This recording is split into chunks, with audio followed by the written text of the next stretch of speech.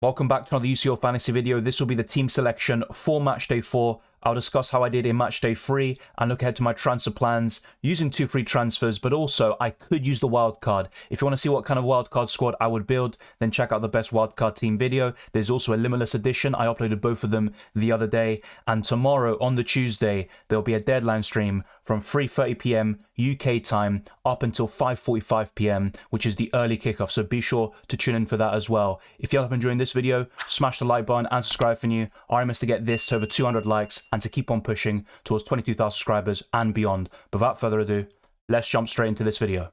I'll try to keep this brief since it happened 2 weeks ago and ultimately a lot of us want to move on towards Matchday 4 and the big transfer plans. But if you look overall at my squad, it was a good week. I got a great green arrow, my best UCL Fantasy week of the season by far. I went from around 300,000, 400,000 to 87,000, 83 points and 205 overall. And I was very close to playing the wild card, and ultimately my non-wild card team matched it. And if anything, actually did even better than what my wild card team would have ended up doing. So I'm very happy to have held on to the wild card. I did use the limitless and wasted it in Matchday 2, the first time I've ever wasted a limitless in any fantasy game, but it is what it is. You can join the league. You can see on the left hand side there is a link in the description below as well. And I also was a bit bold in terms of the captaincy. I had Bellingham on the first day. He got 7 points, but I decided to switch it in the very last minute to Haaland. I was actually unavailable. I was out, and I just made a quick switch when I was able to, and I gained 3 points from that decision. Haaland scored 2 late goals, starting with a penalty, so a bit of fortune did swing my way with that captaincy decision. But some transfers didn't work out, like Joao Felix, only 2 points. Cancelo and ter Stegen, who I brought on as substitutes, also blanked as Shakhtar Donetsk scored a goal, despite Barcelona winning the game. But my stars of the week were definitely David Raum with a 13-pointer, including the Man of the Match award. Akanji scoring, despite Man City conceding, he scored a goal and got 9 points. Fran Garcia got 4 points, pretty decent. Doku was very disappointing. You see what he did against Bournemouth in the Premier League, and I just wish he could do even half of that in my UCL Fantasy team. Bellingham, of course, as solid as ever. Erling Haaland is very consistent in this competition. Harry Kane also did very well towards the end of the Galatasaray match. And Xavi Simons, another one with a double-digit return. All of those on my bench were very disappointing. Joshua Kimmich had a dreadful game against Galatasaray, and Inter Milan assets were very disappointing. I already knew that Thuram was on the bench because we had the early lineups in the deadline stream, but I focused my attention on other transfers. I was very close to playing the wild card, and in the end, I decided to just play through with it. And if I were to sell Thuram, it would have been to Galeno most likely, who ended up blanking, but I do back him to do well in Matchday 4. Then there's also a few other options in the midfield position who I'll discuss later on that could come in for the likes of Thuram as well. But that was my squad for Matchday 3. A decent return. The captaincy did well. I also got a few other double-digit returns from David Raum and Xavi Simons, and some healthy returns from Harry Kane and Akanji. Matchday 4 has the same fixtures as Matchday 3, only reversed from home to away and vice versa. So if I can get another 80-pointer, then I'm probably on course to another green arrow, and I'd be very happy with it. But despite all of that, there are some problems surfacing in my squad. Even Doku isn't guaranteed to start here against young boys in Matchday 4. You've got Erling Haaland, who's an injury doubt. He picked up an ankle problem against Bournemouth and was subbed out at half-time. And I think he'll be available for Chelsea in Game Week 12 of FPL, but I'm less confident about him being available and starting against young boys. A lot of Man City fans want Erling Haaland to be benched, so that's definitely something to monitor. My original transfer plans were to sell a midfielder and a defender, but now I could change things, and I'll discuss this later on in the transfer section. But if we actually break down my squad, I'm still happy with my goalkeepers, despite both of them being away and conceding in Matchday 3 to these respective opponents, but they still have a good chance of a clean sheet. And Barcelona are boosted by certain players coming back, like Jules Koundé, which I think will tighten up Barcelona defensively,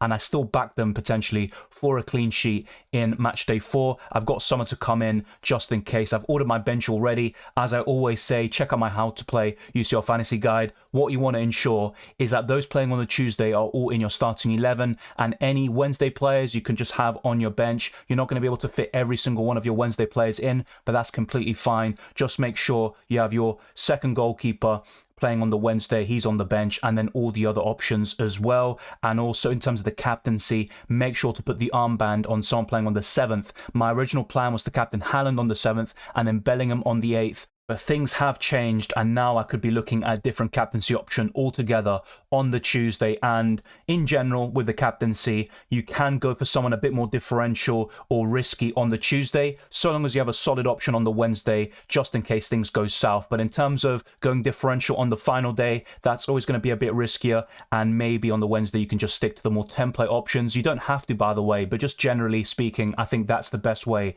to play it. So if we break down my team, I think ter Stegen and Cancelo are absolutely fine. Cancelo played a more advanced role in Barcelona's last game. He didn't play particularly well though, so I don't expect him to play in that position again. Akanji, I think, is a very good option in UCL Fantasy if he starts. A lot of Man City predicted lineups do have him in there, but that's not a guarantee. David Raum has the attacking potential as he displayed in Matchday 3, and a clean sheet against Venezuela isn't impossible, but I would back the Serbians to score one goal at least. Xavi Simons, of course, has had a great start to his Leipzig career, and he's such a young talent.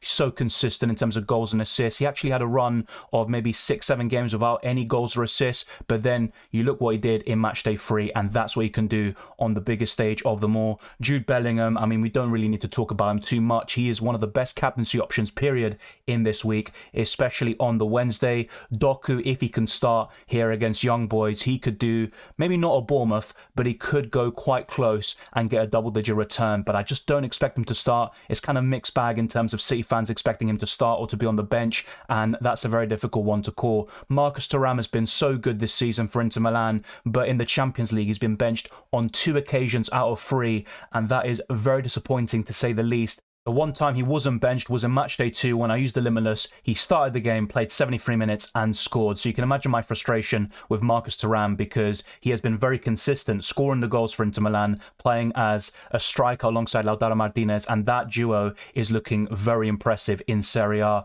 Harry Kane, he speaks for himself. He's a fantastic captaincy option this week. I could see him building upon what he did at the weekend, a hat-trick against Borussia Dortmund away from home, and also you see what he did against Galatasaray and against Man United in the Champions League. He is so consistent and arguably the best striker in the world. As for Erling Haaland, he's definitely a doubt, so he could be on the chopping block. And Joao Felix, I'm quite happy to keep him, but he's not the best forward, I think, in Matchday 4. I preferred him in the home fixture in Matchday 3, and I think the likes of Morata look even better. Gabriel Jesus when he comes back, which I don't think will be for Matchday 4 against Sevilla at home, but there are definitely some better options around that price and below. If Alvarez starts against Young Boys, I think he's a fantastic option, and that's where the wildcard could play in. I can keep Harry Kane, change Haaland and Joao Felix. I could also sell Doku, Thuram, maybe Xavi Simons, but more importantly, I'd sell Fran Garcia, Joshua Kimmich, and a few other players here and there, potentially one goalkeeper and 1 or 2 other changes in the defence. So a wildcard is plausible, but then you have to think about match days 5 and 6.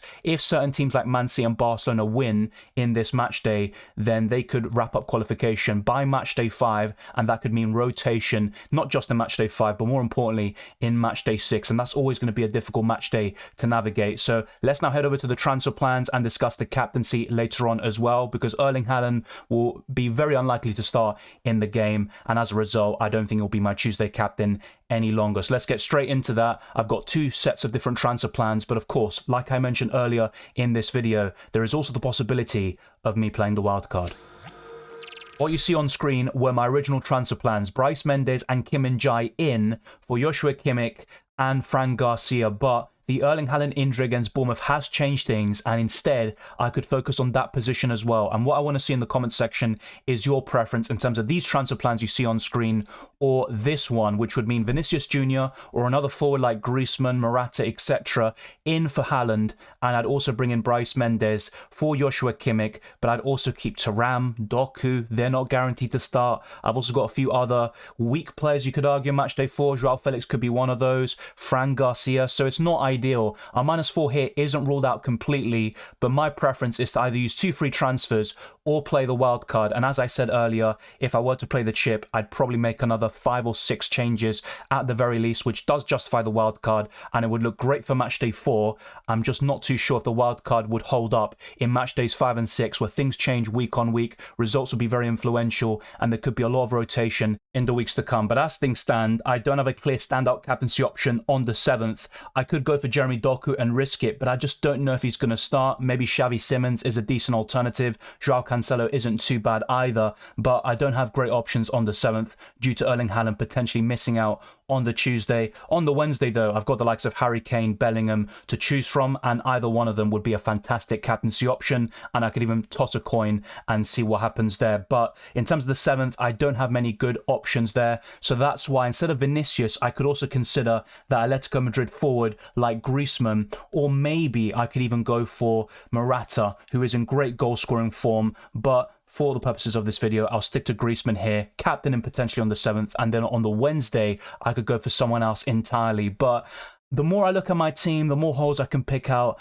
I'm just looking at it and thinking a wildcard could really sort out a lot of my issues, and I could eliminate any of these potential benching headaches like Thuram and Doku, who could well end up being on the bench and not starting the games, not just in matchday 4, but also until the rest of the group stages. So there's definitely a lot of things to pick out in my squad. Joshua Kimmich himself is starting games at least, but he hasn't been impressive for Bayern Munich in recent weeks, and that's why Bryce Mendes in for him is a significant upgrade. But my midfield in general looks slightly weak. Xavi Simons and Bellingham look really good, but Doku and Thuram I've got major concerns about. Erling Haaland could miss out. Joao Felix isn't the best option per se. I think Alvarez, Morata and Griezmann could be even better. So there's a lot of things I could do with my squad, and that's where the wildcard could come in. Check out the best wildcard team video, and that could be very similar to my final team if I end up playing the chip, and that would mean both chips are used in the group stages. That's something I typically do in UCL Fantasy. Normally my strategy is to limitless in matchday 2 and wildcard in matchday 3. I did the limitless in matchday 2, it didn't work out this season, but the wildcard I think could still be saved for matchday 9. If I don't use it in the group stages, I'm very likely to use it around matchday 9, the first leg of the quarterfinals, or even possibly matchday 11, the first leg of the semi-finals, but I'm still considering using it now in matchday 4 and building a very good foundation for the rest of the group stages. Thank you very much for watching this video. If you enjoyed it or found it useful, then be sure to smash the like button and subscribe if you're new. Let's try to get this video to the 200 likes. Let's keep on pushing towards 22,000 subscribers and beyond. You can follow me on Twitter and Instagram, DylanRCM, and check all the links in the description below for the Patreon, Championships Discord server, and the UCL Fantasy League, the biggest one in the world. I wish you all the best of luck for matchday 4 and the rest of the Champions League campaign, and I'll see you next time.